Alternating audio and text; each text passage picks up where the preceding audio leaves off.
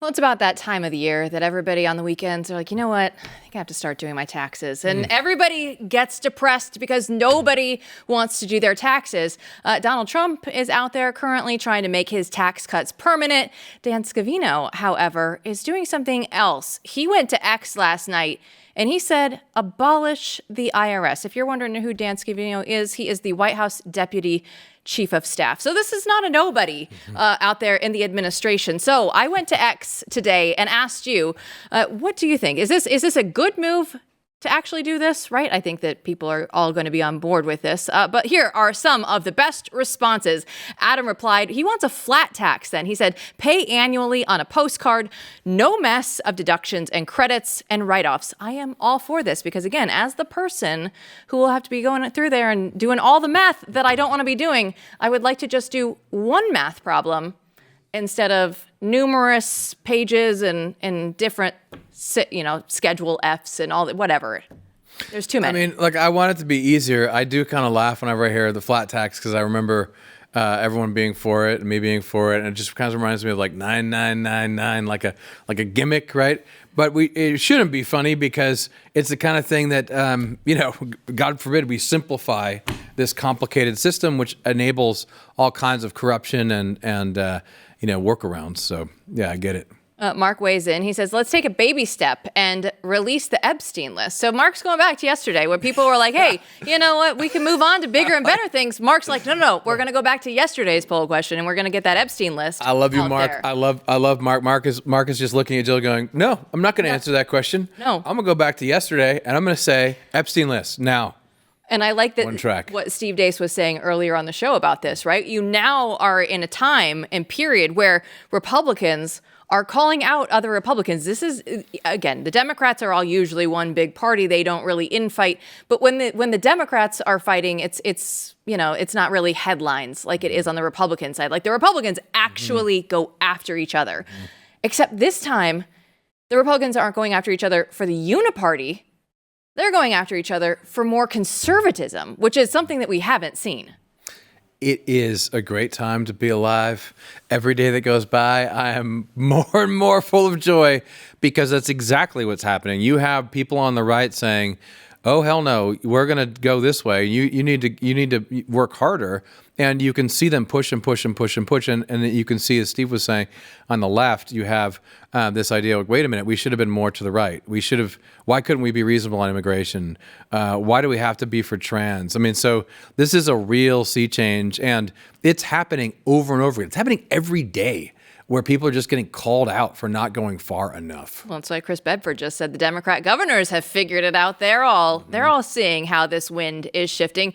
Lady Patriot will round it out today for us. She said Trump's anti-IRS stance is pure genius. Defund the bureaucrats, empower the people. Conservatives have been dreaming of this moment for decades. They certainly have. Everybody, this is, I think, if you could go through and say, oh, what's one of the departments, right? Okay, yes, the Department of Education, all these other ones.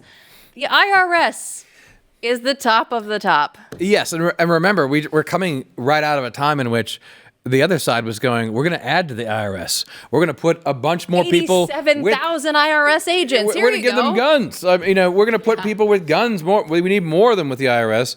And you had the rest of the country going, oh my gosh, I'll meet you in the gulags, I guess, eventually, the way this is going. And now this is a real rollback. It's real. It's not fake. This is something that's actually happening. People are talking about these things. They're full of excitement and they're pushing forward. Well, I want to go through and look at your final statement today because it is something that we have looked at for quite some time on this show, which is just how the game is played, right? How to get the mandate pushed through. We need to know all of the little knobs that need to be turned right now.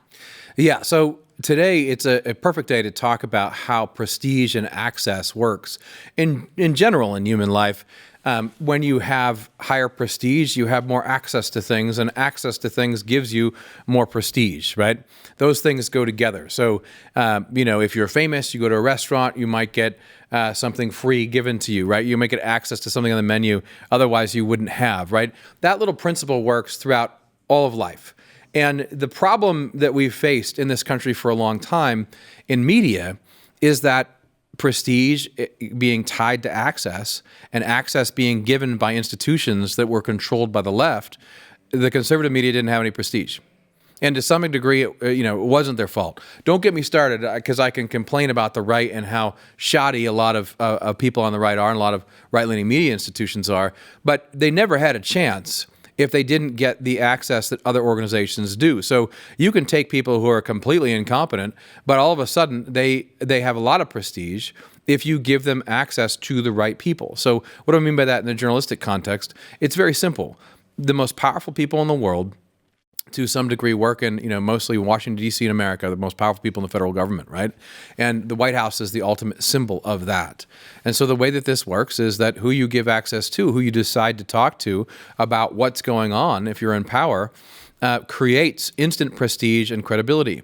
Well, when you comes to some of those powerful people in the powerful agencies in the world, like the intelligence community, for instance, this is what makes the Washington Post or the New York Times so powerful. Those people will talk to them and them only, right? So in your own life, you increase that prestige by who you talk to and who you don't. And this is what they've been doing for a long time. It almost is comical what they've done in the past in the White House, where they just would keep out all sorts of, alternative media, because in a way it was sort of like high school, not the cool kids. And you can pretend it's about credibility. You can pretend it's about all these other factors, which at various times and places they have. But at the end of the day, this was really about who you were allowing in, because you knew they would be part of, your ideology, your party, and go along sort of with the crowd. So what the Trump administration is doing is something very different than other people on the right have done. In the past, the right played the prestige game. In the past, the right, Republicans, they would just go to the New York Times and Washington Post and be, so grateful that the wonderful, intelligent people who work at those institutions gave them a breadcrumb, right? And they would still play the game. They were still in that framework. Same with TV. It's shameful how the right operated in the past. And you had a lot of people, myself included, Jill included, many others of us coming up going, why are we doing this? Why is this happening? You shouldn't care at all what they think. You have to establish your own institution, be confident enough to say, we're going to have our own prestige and excellence scale, and to hell with yours. That's what just happened. The Trump administration is full of people who understand how this works and are going to give a bunch of different outlets a chance, which is the free and fair way to do it. It's essential for the health of democracy, for the health of the Republican form of government, for the health of the body politic, for the health of American citizens such as yourself who need to make informed choices and need a variety of views. Today is a historic day because Blaze Media is the new media in that White House pool. Chris Bedford walked in and asked Elon a question. It's just the beginning of many more. And it's a beautiful day to be an American because that prestige and access is now open in the way that it should be to every deserving network. I remember Tucker Carlson back during this primary season when we had the summit on Blaze Media, which was another huge moment in just tearing down legacy media. And Tucker Carlson was up on stage interviewing all the candidates. And he was like, you know what? All these candidates up here, they all still care about what the New York Times says about them, and they need to stop it. Yes. And it's been kind of since that moment that has really been a fire that has been lit under the conservative side of the movement, saying, you know what, like we need to just go through and actively say this. It can't just be, kind of on the fringe. It has to be that forefront at the center of this movement. Yeah, and it doesn't mean you go and agree with everything or some ideology. Just no, we're going to ask the questions because we actually understand the landscape better. We just won. We understand the landscape better than the other side does, and there's serious questions that always need to be asked by media of anyone in power, and we will do that. Chris did that today, but the important thing is just leaving them behind and building this thing that we're building here with us, and we need you to do that. We have to build this thing ourselves. We have to band together and create the media we want and deserve, and that is what we intend to do, and today was a great big step in the right direction. And last weekend when we were in Washington, D.C., we see the power actually going out to the MAGA youth movement, right? All of the young kids that are in there getting the White House jobs and everything, and actually talking to them and seeing as the administration is getting built, even at the small framework that is currently in place, it's like, man, we are the ones that have the power now. Yeah, it's a youth movement, as we've been saying, and it's full of all kinds of people and a lot of personality and a lot of joy, and really that is going to create its own draw. So even when it comes to the party, like what's the actual prestigious party now? Well, I think it's more like the ones that we were going to, where it is hard to get in, but when you get there, these are the people who are on your side, and they're happy, and they're coming together and they're talking excitedly about what they can do to change this country for the good. That's where the energy is. That's where you want to be. That's what's attractive. Not this old thing of these dead institutions, this dead and gone media that's just sitting around like a bunch of crybabies complaining about this now. The train has left the station. Like we're moving forward. Everybody in legacy media, they aren't even having their shows anymore. They're picked off one by one right now. So what is even going to happen in the next year or 2 years? Well, we'll be here to break it all down for you.